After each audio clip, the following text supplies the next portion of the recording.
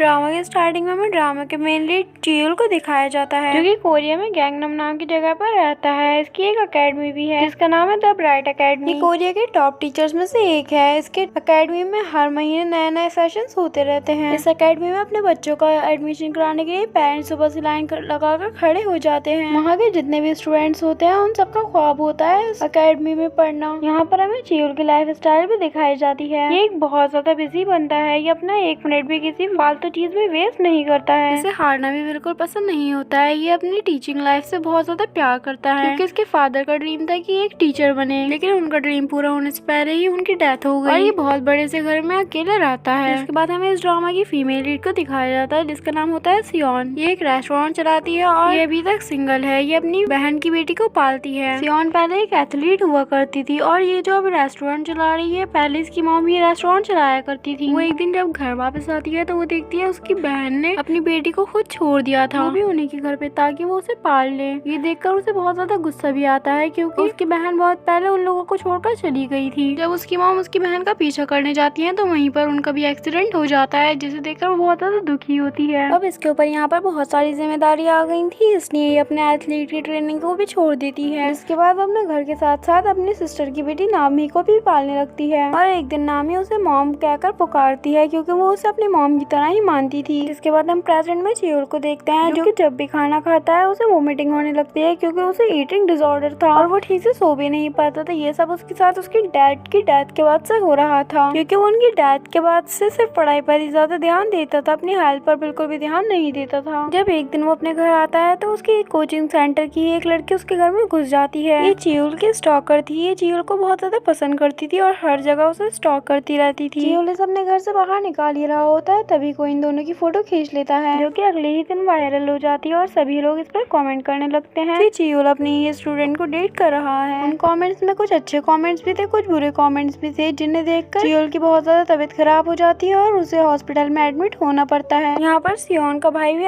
Admit होता है, क्योंकि उसकी अचानक से तबीयत खराब हो गई थी। इसके बाद हमें चियोल को दिखाया जाता है, जो कि हॉस्पिटल से डिस्चार्ज होने वाला होता है। तभी यहाँ पर सियोन का छोटा भाई नाम उसकी फोटो लेने लगता है और अभी हाल ही में जो इंसिडेंट हुआ है उसकी वजह से चियोल को लगता है यही वो फोटोग्राफर है जिसने इसकी फोटो ली थी। जिसके बाद चियोल उसका फोन लेकर भागने लग जाता है। ये देखकर सियोन वहाँ पे उसके पीछे भागने लग जाती है। इसके बाद चियोल भागकर पब्लिक टॉयलेट में छुप जाता है। पब्लिक टॉयलेट में जाकर वो उसका फोन चेक करता है और ये देखकर शॉक हो जाता है कि उसने तो सिर्फ इसके जैकेट पर बने टाइगर की फोटो ली थी। इसके बाद वो वहाँ से बाहर आ जाता है। तभी सियोन उसे देख लेती है और ये देखकर चियोल डर जाता है और उसे फोन फेंक कर दे देता है, जिस वजह से उसकी स्क्रीन टूट जाती है। जिसके बाद वो वहाँ से भाग जाता है ताकि सियोन उससे कुछ कहना दे। इसके बाद सियोन लाकर अपने भाई को उसका फोन दे देती है। उसका भाई फोन की ऐसी हालत देखकर सैड हो जाता है। वो इतना ज्यादा उदास हो जाता है कि वो खाना भी नहीं खाता। वो बिल्कुल बच्चों की तरह हरकतें कर रहा था, क्योंकि वो मेंटली डिसेबल है। तभी नामी भी गुस्से में घर आती है, क्योंकि उसे भी द ब्राइट अकेडमी ज्वाइन करनी थी, लेकिन उसे लगता था कि अगर वो अपनी मॉम को इस बारे में बताएगी तो वो उन्हें मना कर देगी। वो अपनी मॉम से भी ढंग से बात नहीं करती और गुस्से में घर से बाहर चली जाती है। उससे बात करने पर सियोन को पता लग जाता है कि उसे द ब्राइट अकेडमी ज्वाइन करनी है। दूसरी तरफ हमें चियोल को दिखाया जाता है, जो कि बहुत ज्यादा खुश था, क्योंकि उसने कल रात को पेट भर के खाना खाया था और उसे उल्टी भी नहीं हुई थी। असल में ये खाना सियोन के रेस्टोरेंट का ही था, क्योंकि उसके लिए उसका सेक्रेटरी दोंग ही लाया था और उसे इस खाने में जाना पहचाना सा टेस्ट आया था। अब उसे जाना पहचाना सा टेस्ट इसलिए आया था क्योंकि इसी के रेस्टोरेंट में ही पहले ही भी खाना खाया था, जब सियोन की मदर जिंदा थी और वही ये शॉप चलाती थी। लेकिन चियोल को अभी इस बात का पता नहीं है कि सियोन ही उस लेडी की बेटी थी। चियोल दोंगे को लेकर इसके रेस्टोरेंट में खाना खाने आता है, लेकिन वहाँ पर सियोन को देखकर वहाँ से फौरन भाग जाता है, क्योंकि उसे ऐसा लग रहा था कि कहीं सियोन उस मोबाइल की वजह से इसे धो ना दे। यहाँ पर हम सियोन के कुछ फ्रेंड्स को देखते हैं, जो कि ब्राइट अकेडमी के बारे में बहुत कुछ जानते थे, क्योंकि वो भी अपने बच्चों की एडमिशन के लिए वहाँ पर लाइन लगाया करते थे। सियोन इन लोगों के ज्यादा क्लोज नहीं है और ना ही इन लोगों को सियोन के बारे में ज्यादा कुछ पता है। यहाँ तक कि इन्हें ये भी नहीं पता है कि सियोन की शादी नहीं हुई है। इन्हें लगता है कि सियोन की शादी हो चुकी है और उसकी बेटी है नामी और उसका हस्बैंड अब्रॉड में रहता है, जिसकी वहाँ पर शॉप है। ये अफवाह सियोन की बेस्ट फ्रेंड ने ही फैलाई थी, जो कि इसके बारे में सब कुछ जानती है। ये नहीं चाहती थी कि लोग सियोन के बारे में कुछ ज्यादा बुरा सोचें। अब इसी की फ्रेंड में से एक फ्रेंड थी सोजिन, जो कि एक लॉयर थी। सोजिन की इनमें से किसी से भी नहीं बनती थी। अपने बेटे सोंजे, जो कि नामी का फ्रेंड भी है, उस पर पढ़ाई का बहुत ज्यादा प्रेशर भी बनाती थी। नेक्स्ट डे हम सियोन को देखते हैं, जो कि नामी का एडमिशन कराने के लिए अकेडमी के बाहर लाइन बनाकर खड़ी हुई थी। बहुत ज्यादा टाइम के बाद आखिरकार उसका नंबर आ जाता है, जिसे देखकर वो बहुत ज्यादा खुश होती है। जिसके बाद रेस्टोरेंट आकर ये बात सियोन अपनी फ्रेंड को बताती है। वहाँ पर हम चियोल को भी देखते हैं जो कि वहाँ पर खाना लेने के लिए आया हुआ था। सियोन ये बात नामी को भी बता देती है कि नामी का एडमिशन उस एकेडमी में हो गया है। ये बात सुनकर नामी बहुत ज्यादा खुश होती है और उसे थैंक यू बोलती है। जल्दी ये बात सोहा को पता चल जाती है, जो कि नामी की क्लासमेट थी। वो